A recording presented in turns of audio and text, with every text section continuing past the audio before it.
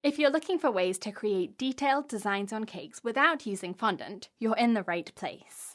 I'm going to show you 5 buttercream techniques to create characters and other designs that are easy to do without fancy tools. To create a perfectly flat design, make your own stencils using parchment paper.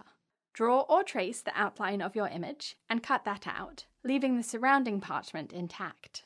Place this homemade stencil onto a chilled cake, positioning it in the middle or wherever you want the design to go on the top or side of the cake.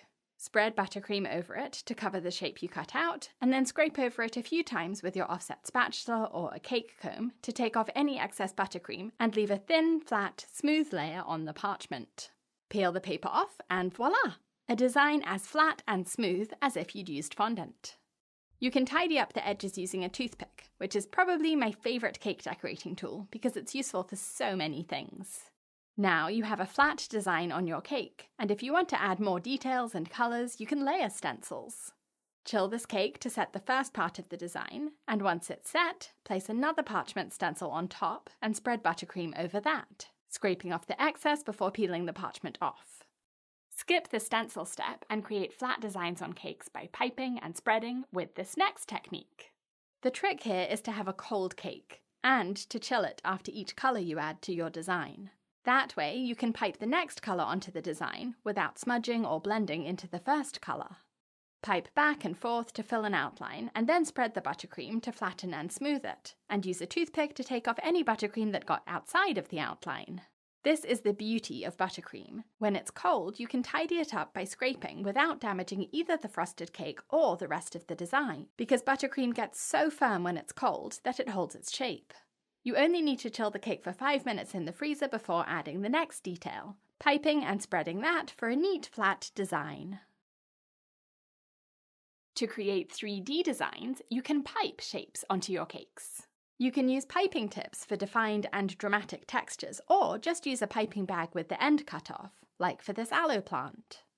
Of course, buttercream doesn't harden to the extent fondant can, so your texture can't stand up or come too far away from the cake or it will droop. But you can still create 3D designs that stick out from the cake, like this.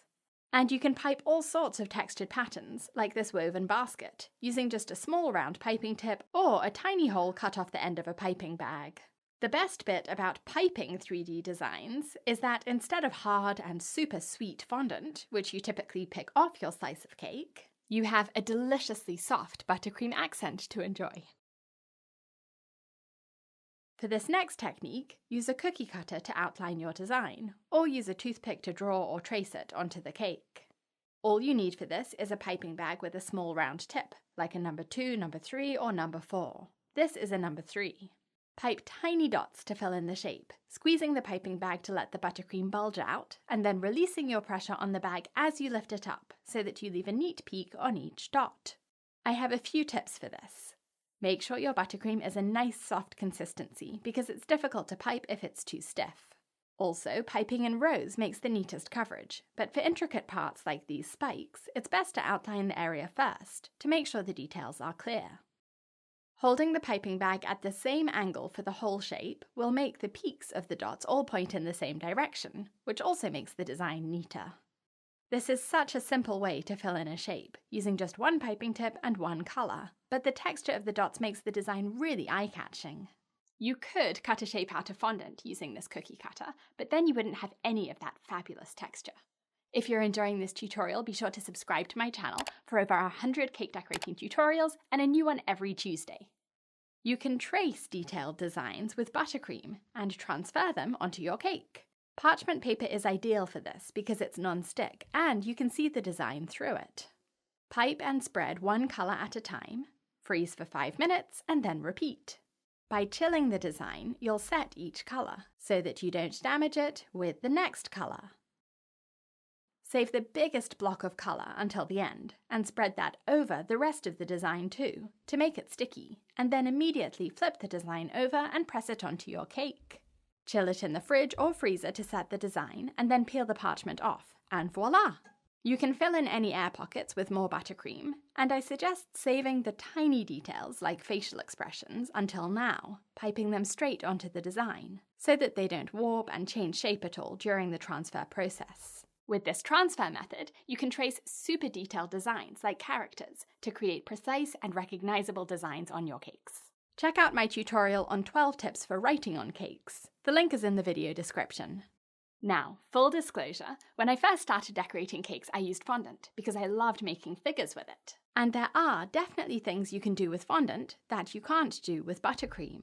But as I started to experiment more with buttercream, I loved the challenge of finding ways to use buttercream to do things that are usually done with fondant, like marbled frosting, perfect stripes, mosaics, animal cakes, cartoon cakes. You'll find these and hundreds of other cake designs and decorating techniques on my online cake school on britishgirlbakes.com. You can take individual courses or join my Club Plus membership for access to every mini course, master course, live workshop, and 5-Minute Fridays. I hope to see you there. Thanks for watching.